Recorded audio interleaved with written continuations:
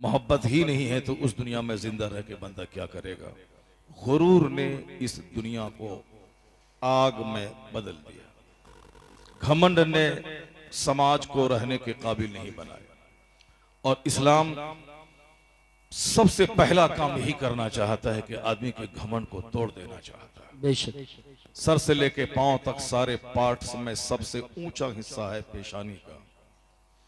Head के माने sir होते हैं और फोर हेड माने पेशानी होता है। जैसे मैन और फोरमैन होता है, उसी तरह यह हेड, इसका भी सरदार है फोर हेड यानी पेशानी।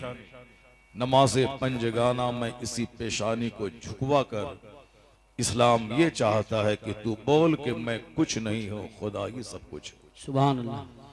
मैं अब्द हूं तू माबूद है, बेशक मैं मखलूक हूं तू खालिक है, मैं साजिद हूं तू मसजूद है, बेशक मैं कमजोर हूं तू ताकतवर है, मैं कुछ नहीं हूं इलाही तू ही सब कुछ है। सुभान अल्लाह। यह पेशानी जमीन पे टेक के मुसलमान इस बात का इकरार और एतराफ करता है मैं कुछ नहीं हूं। Surrender to the will of Allah, Allah की मर्जी के सामने ये बंदा सरेंडर कर जाता है। यही इस्लाम सिखाता है। और हुजूर फरमाते हैं कि ला यदखुलुल जन्नह मन कान फी क़ल्बिही मिस्काल ज़र्रतिन मिन किब्र। राई बराबर किसी के सीने में घमंड रहा तो वह शख्स जन्नत में दाखिल नहीं। अल्लाह। राई जर्रा बराबर भी गुरूर रहा वह शख्स जन्नत में दाखिल नहीं होगा। और कुरान में आया है इन्नल्लाह ला युहिब्बुल मुतकब्बिरीन, अल्लाह मुतकब्बिरीन से दोस्ती नहीं करता है। और हदीस में आया है कि अल्लाह का फरमान है कि अल किब्रिया और रिदाई, बड़ाई मेरी चादर है और जो बड़ा बनना चाहे मेरी चादर को छीनना चाहे मैं उसे जलील और रुस्वा कर दूंगा। अल्लाह। आज देखते ही देखते दौलतमंद जलील हो रहे हैं, बेशक ताकतवर रुस्वा हो रहे हैं। जिसने भी बड़ा बनना चाहा अल्लाह ने उसे जलील और रुस्वा कर दिया। बेशक यहां तक हदीस में आया है कि जो अपने मन में बड़ा बनता है कि मैं बड़ा हूं, मेरा कपड़ा, मेरी गाड़ी, मेरा माल, मेरी फैक्ट्री, मेरी दुकान, मेरी जायदाद, मेरी प्रॉपर्टी, मैं जो किया, हुजूर कहते हैं कि अल्लाह उसे लोगों की निगाहों में खिंजीर और कुत्ते से बदतर बना देता। अल्लाह अल्लाह। हदीस का लफ्ज आया है फी अयुनि नास अहवन मिनल कल्ब अबिल खिंजीर, खिंजीर या कुत्ते से बदतर उसको बना देता है। और हमारे तजर्बात बोलते हैं, हमारे मुशाहिदात बोलते हैं, हमने आए दिन इस तरह के हालात को मैंने देखा है कि जिसने भी दिमाग में बसाया गुरूर के मेरा मकान पूरे मोहल्ले में किसी का मकान मेरे मकान की तरह नहीं है, मरने से पहले पहले अल्लाह ने उसे जलील कर दिया। जिसने भी कहा कि मैं, मेरी फैक्ट्री, मेरी मुलाजमत, मेरा बेटा, मेरी बेटी, मेरा दामाद, मेरी जमीन, मेरी प्रॉपर्टी, कुत्ते से बदतर अल्लाह ने उसको बनाया। फिर उसको मौत आई। मेरे गांव में आज से 40 साल पहले एक मास्टर था। उस जमाने में वो 8,000 रुपये महीना कमाता था, जिस जमाने में 800 रुपये की बड़ी अहमियत होती थी। पूरे गांव में सब काश्तकार थे और इतनी भारी कमाई वही करता था। पूरे गांव के लोगों को वो उल्लू, जानवर, गीदड़ समझता था। अल्लाह। यानी न किसी के घर में जाना, न किसी के साथ बैठना, न किसी का खाना खाना। जैसे आजकल भी मजाज लोगों का बन गया है। इतने लोग यहाँ मौजूद हैं, इस मोहल्ले के एतबार से बहुत बड़ा मजमा है, लेकिन कल मैं जहां था वहां इसका 25 गुना ज्यादा मजमा था। माशाअल्लाह। परसों जहां था इसका 50 गुना ज्यादा बड़ा मजमा था। 2.5 घंटे की तकरीर हमारी हुई वहां भी, कल भी 2 घंटे से ज्यादा, परसों भी 2.5 घंटे, उससे पहले भी बहुत बड़ा मजमा था। उसके मुकाबले में ये मजमा कुछ नहीं है, लेकिन इस इलाके के हिसाब से बहुत बड़ा मजमा है। इस इलाके में चूंकि लोग जलसे में आते ही नहीं, जितने लोग यहाँ हैं इसमें बमुश्किल तमाम, मुश्किल से कोई डॉक्टर मिलेंगे, कोई इंजीनियर मिलेंगे, कोई स्कूल के टीचर मिलेंगे, इक्का दुक्का कोई होगा। अक्सर व बेशतर वह लोग होंगे जो आलिमों से करीब रहते हैं, मदरसे से करीब रहते हैं, जलसो जुलूस से दिलचस्पी लेते हैं और औसत दर्जे के लोग हैं। चूंकि उन लोगों को स्कूल जाना है, 360 दिन स्कूल गए, पेट भरा नहीं, और एक दिन तुम यहां जन्नती महफिल में बैठ जाएगा तो तेरा क्या नुकसान हो जाएगा। पेट के लिए 360 दिन है और जन्नत के लिए उसके पास एक लम्हे का टाइम नहीं। हाँ हाँ, वो बोलेगा कि मैं रात भर नफल पढ़ लूंगा, मैं रात भर 1 लाख बार दरूद शरीफ पढ़ लूंगा और आपके जलसे में मैं नहीं जाऊंगा, तकरीर नहीं सुनूंगा, तो फिर उसके होश ठिकाने लगाने के लिए एक हदीस पाक में पढ़ता हूँ। जी, इरशाद। हदीस में आया है, तदारुसुल इल्म साअतम मिनल लैल खैरुम मिन इहयाइहा। रात में थोड़ी देर इल्म सीख लेना, सिखा देना, यह रात भर की शब बेदारी से बेहतर। सुभान अल्लाह। यानी एक आदमी रात भर जाके नफल नमाज पढ़ता रहा और एक आदमी 5 मिनट बैठ के दीन सीखता रहा, यह दीन सीखना वो रात भर नफल नमाज पढ़ने से बेहतर है। बेशक सुभान अल्लाह। क्योंकि दीन का सीखना मुसलमान और इंसान बनने के लिए जरूरी है। सारी जिंदगी आपने नमाज पढ़ ली और उस नमाज में आपने कायदे से सूरह फातिहा की तिलावत ही नहीं की, फतवे की जबान में सारे सजदों को दोहराना होगा, नमाज ही नहीं होगी। सारी जिंदगी आपने नमाज पढ़ ली और वजू आपका कायदे का नहीं हुआ, सारी जिंदगी की नमाज को दोहराना होगा। इसलिए इल्म दीन सीखना फर्ज है ताकि मेरी नमाज दुरुस्त हो जाए, बेशक। इल्म दीन सीखना फर्ज है ताकि मेरा हज दुरुस्त हो जाए। हदीस में आया है कि एक बंदा हज के लिए एहराम बांध के लब्बैक कहता है और वो तो समझता है कि मैं हज करने जा रहा हूं। 50 हार उसके गले में डाल दिए गए, 100 गाड़ी आगे पीछे, जोया से लेकर दिल्ली एयरपोर्ट तक उसके आगे पीछे गाड़ी चलती रही। समझ लिया कि मैं हज कर लिया, मैं हज करके वापस आ गया।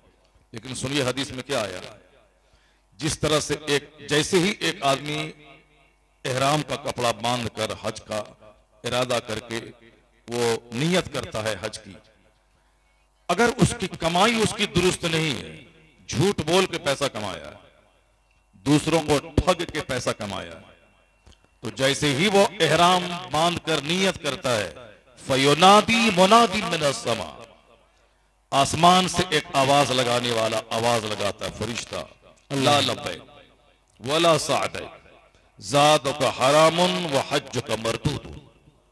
अल्लाह। 50-100 गाड़ियां चली दिल्ली, 50 माले, पूरा इलाका जान गया हाजी साहब जा रहे हैं, हाजी साहब वापस आ गए।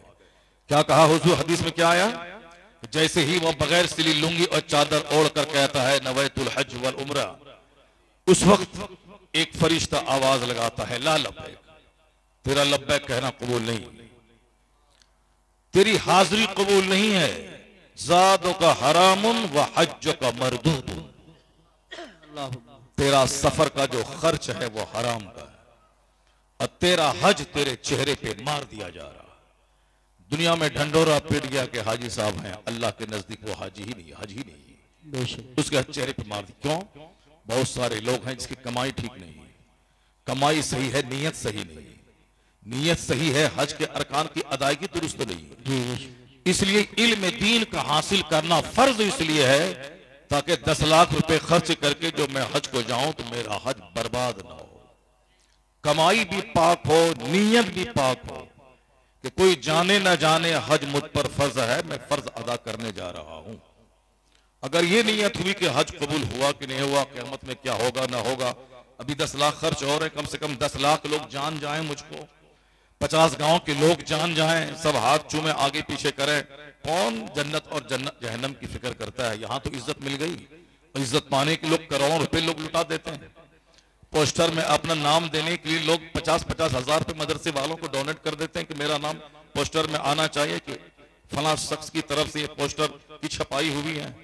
नाम के लिए लोग क्या नहीं करते हैं, जब पैसे होने के बाद दिमाग में गुरूर आता है, फिर नामो नमूद का जज्बा पैदा होता है।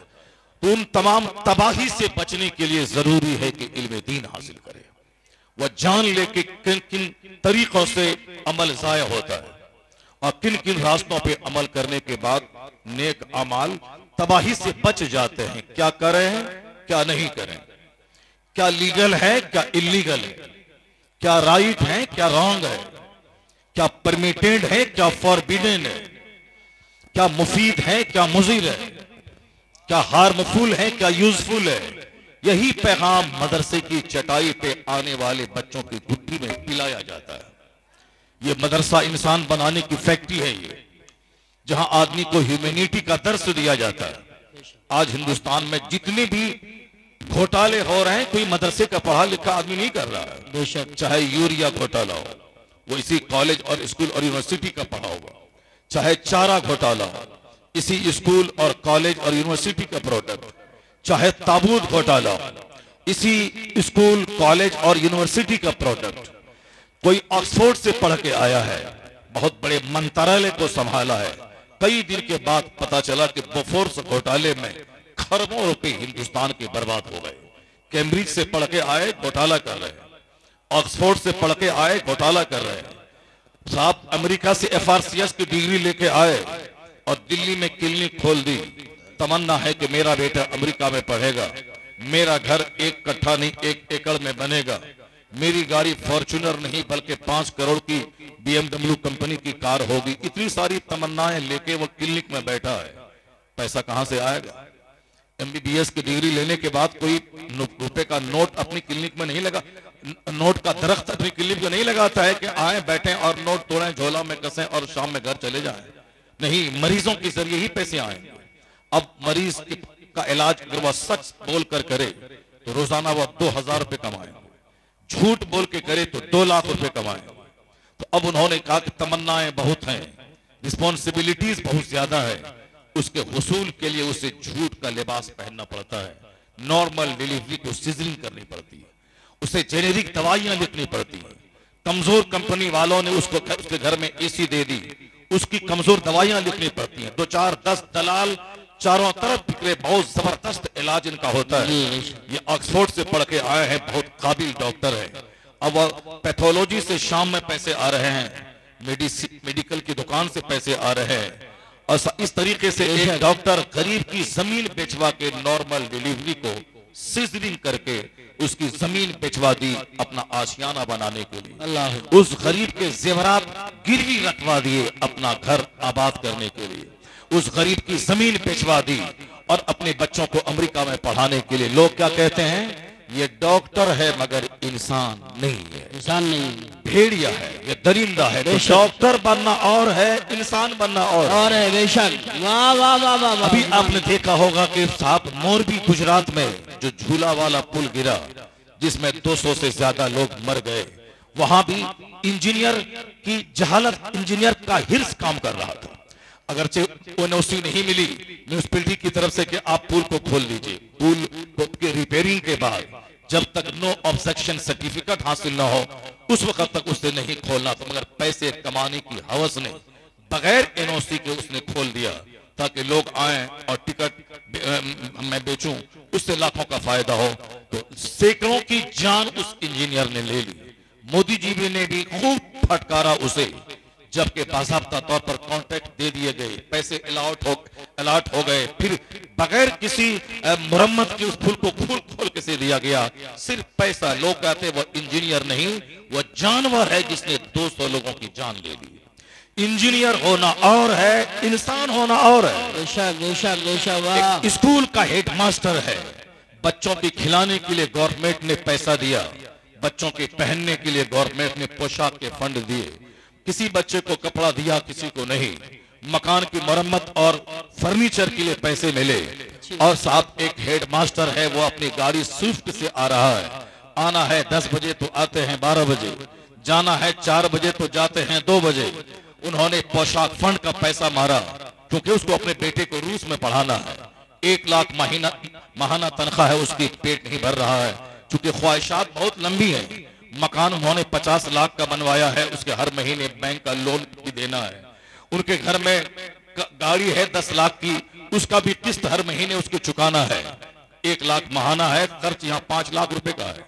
कहां से आएंगे? अब बच्चों का कपड़ा बेच के खाता है वो, बच्चों के मध्याह्न भोजन को बेच करके खुर्द-बुर्द करके वो खाता है। बिल्डिंग कंस्ट्रक्शन का जो फंड आया है उस पैसे को मार के खाता है। पुलिस वाला, ट्रैफिक पुलिस वाला 80,000 रुपए माहाना उसकी तनख्वाह होती है, मगर वह चाहता है कि तनख्वाह की रकम पूरी बची रहे और रोजाना घर का सारा खर्चा झूठ बोल के मैं हासिल करता रहो। सब्जी बेचने वाली 3 बजे सुबह जाती है साहब मार्केट, वहां से लौट के सब्जी टोकरी में लेके आती है, सेब लेके आती है, टमाटर प्याज लेके आती है और गाड़ी पे चल करके वो मुरादाबाद जा रही है। पुलिस वाला आता है, डंडा मारता है, क्या है इसमें, क्यों इस पे चढ़ गई? वो जानती है कि ये 10 रुपए की खातिर ही डंडा मार रहा है। वो 10 रुपए उसे देता है और 10 गाली भी देती है वो, और 10 रुपए भी देती है। वो 10 रुपए लिया और चल दिया। सुबह का टाइम है, ट्रैफिक वाला है खड़ा, 1 लाख महाना तनख्वाह है उसकी, और गाड़ियां रास्ते से गुजर रही हैं। ट्रक वाले को हाथ दिया, ट्रक वाला कोई गाली भी देता है, तमाचा भी दिखलाता है और चला जाता है। और कोई कमजोर ट्रक वाला 10 रुपए पकड़ाता है और चला जाता है। 1 लाख से पेट नहीं भरा, 10 गाली सुन के 10 रुपए लेके वह सब्जी खरीद के घर जा रहा है। लोग कहते हैं ट्रक वाला कि ये ट्रैफिक पुलिस वाला है, मगर ये कुत्ता है, ये आदमी नहीं है। ये आदमी होना और है और साहब ट्रैफिक पुलिस वाला होना और है, इंजीनियर होना और है, आदमी होना और है, डॉक्टर होना और है, इंसान होना और है। तो कॉलेज और यूनिवर्सिटी में इंजीनियर पैदा होते हैं, वहां डॉक्टर पैदा होते हैं, वहां पुलिस वाले पैदा होते हैं। मदरसे की टूटी चटाई पे इंसान पैदा होता है। पहला दिन जब बच्चा एडमिशन लेता है, उस दिन से लेके आखिरी दिन तक, अलीफ बा से लेके बुखारी शरीफ तक पढ़ने वाला, मैं कहता हूं पंडित जी अपना एक जासूस को भेज दे मदरसे में, और हर क्लास की रिकॉर्डिंग वो कर ले और सुने कि क्या मदरसे में मारने और काटने की बात होती है या हलाल और हराम अपनाने की बात हो रही है।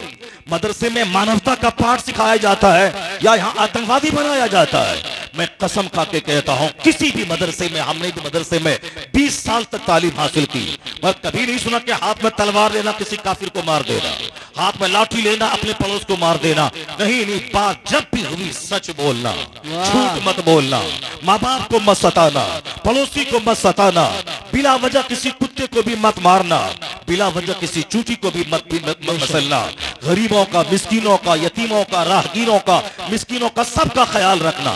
जो हलाल है वो करना, जो हराम है उससे बच जाना, जो लीगल है वो करना, जो इलीगल है उससे बच जाना, जो ममनू है उससे रुक जाना, जो मबा है उसे करना। यही पैगाम अली बाप पढ़ने वाले बच्चों को भी आलिम देते हैं, और यही पैगाम बुखारी पढ़ने वालों को भी देते हैं।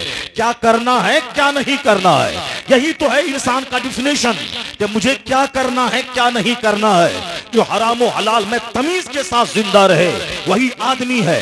जो हराम और हलाल की तमीज खो जाए वह जानवरों से बदतर है। तो आज कहते हैं समाज गुंडों से भर गया, समाज चोरों से भर गया, समाज डकैतों से भर गया, समाज शराबियों और गुटखाखोरों से भर गया। आदमी है कहाँ? डॉक्टर की शक्ल में दरिंदा तो कदम कदम पे, इंजीनियर की शक्ल में भेड़िया तो हर घर में, पुलिस की शक्ल में दरिंदे लुटेरे तो हर मोहल्ले में। आदमी कहाँ है जिसे देखो तो खुदा याद आ जाए, जिसे देखो तो नेकी का शौक पैदा हो जाए, जिसे देखो तो मुझे इंसान बनने का फॉर्मूला मिले। कहाँ इंसान? मैं कहता हूँ कहाँ से मिलेगा? मुसलमानों ने भी इस चटाई को उजाड़ दिया। इंसान बनाने की फैक्ट्री है ये मदरसा, जहाँ इंसान पैदा होता है।